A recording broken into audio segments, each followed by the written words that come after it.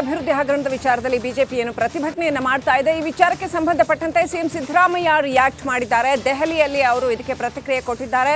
BJP ಅವರದ್ದು ಬರೀ ಒಣ ರಾಜಕೀಯಕ್ಕೋಸ್ಕರ ಇದನ್ನೆಲ್ಲ ಮಾಡ್ತಾ ಇದ್ದಾರೆ ಅಂತ ಸಿಎಂ ವಾಗ್ದಾಳಿ ನಡೆಸಿದ್ದಾರೆ.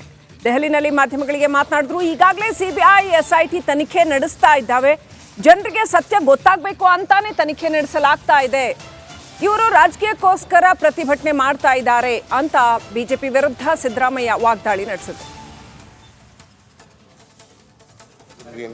ಎಸ್ಐಟಿ ಮಾಡಿದೀವಿ, ತನಿಖೆ ನಡೀತಾ ಇದೆ, ನಿಷ್ಪಕ್ಷಪಾತವಾಗಿ ಮಾಡಿ ಅಂತ ಹೇಳಿದೀವಿ.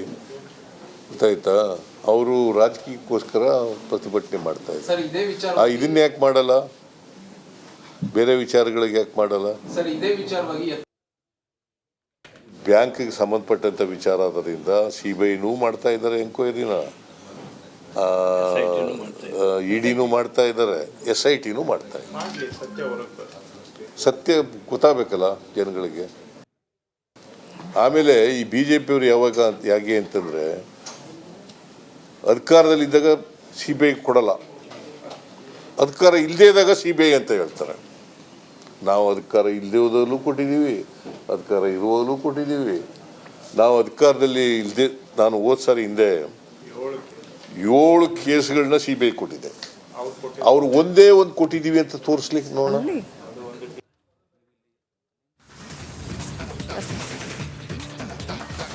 ಒಂದ್ ಕಡೆ ವಾಲ್ಮೀಕಿ ನಿಗಮದ ಹಗರಣ ವಿಚಾರ ಬಿಜೆಪಿ ರಾಜಕೀಯ ಅಸ್ತ್ರವಾಗಿ ಬಳಕೆ ಮಾಡಿಕೊಂಡು ಸರ್ಕಾರದ ವಿರುದ್ಧ ಪ್ರತಿಭಟನೆ ಮಾಡ್ತಿದ್ರೆ, ಮತ್ತೊಂದ್ ಕಡೆ ಎಸ್ಐಟಿಯಿಂದ ನಾಗೇಂದ್ರ ಅವರನ್ನ ರಕ್ಷಣೆ ಮಾಡೋ ಪ್ರಯತ್ನ ಮಾಡಲಾಗ್ತಾ ಇದೆಯಾ? ಸಚಿವ ನಾಗೇಂದ್ರ ಅವರು ಇದೀಗ ಮಾಜಿ ಸಚಿವ, ಇನ್ಫ್ಯಾಕ್ಟ್ ಸಚಿವ ಸ್ಥಾನಕ್ಕೆ ರಾಜೀನಾಮೆ ನೀಡಿದೆ ಈ ವಾಲ್ಮೀಕಿ ಹಗರಣಕ್ಕೆ ಸಂಬಂಧಪಟ್ಟ ಆರೋಪಕ್ಕೆ. ಆದ್ರೆ ಈಗ ಎಸ್ಐಟಿಯಿಂದ ಅವರನ್ನ ರಕ್ಷಣೆ ಮಾಡುವ ಪ್ರಯತ್ನ ಆಗ್ತಾ ಇದೆಯಾ? ಈ ಬಗ್ಗೆ ಖುದ್ದು ಈ ಪ್ರಕರಣದ 13ನೇ ಆರೋಪಿ ಸತ್ಯನಾರಾಯಣ್ ಗಂಭೀರವಾದ ಆರೋಪ ಮಾಡಿದ್ದಾರೆ. ಇದು ರಿಪಬ್ಲಿಕ್ ಕನ್ನಡದ ಮತ್ತೊಂದು ಎಕ್ಸ್ಕ್ಲೂಸಿವ್ ವರದಿ. 3ನೇ ಎಸಿಎಂಎಂ ಕೋರ್ಟ್ಗೆ ಮನವಿ ಪತ್ರವನ್ನ ಸಲ್ಲಿಸಿದ್ದಾರೆ ಪ್ರಕರಣದ 13ನೇ ಆರೋಪಿ ಸತ್ಯನಾರಾಯಣ್.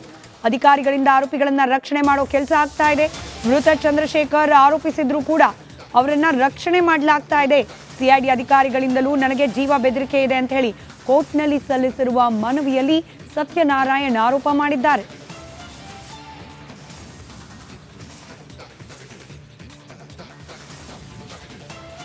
ಮತ್ತಷ್ಟು ಡೀಟೇಲ್ಸ್ ನಮ್ಮ ಪ್ರತಿನಿಧಿ ನಾಗರಾಜ್ ನೀಡ್ತಾ ಹೋಗ್ತಾರೆ. ನೇರ ಸಂಪರ್ಕದಲ್ಲಿದ್ದಾರೆ ನಾಗರಾಜ್.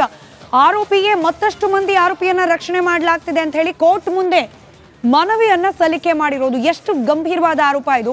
ಕೋರ್ಟ್ ಯಾವ ರೀತಿ ಪರಿಗಣಿಸುತ್ತೆ ಇದನ್ನ?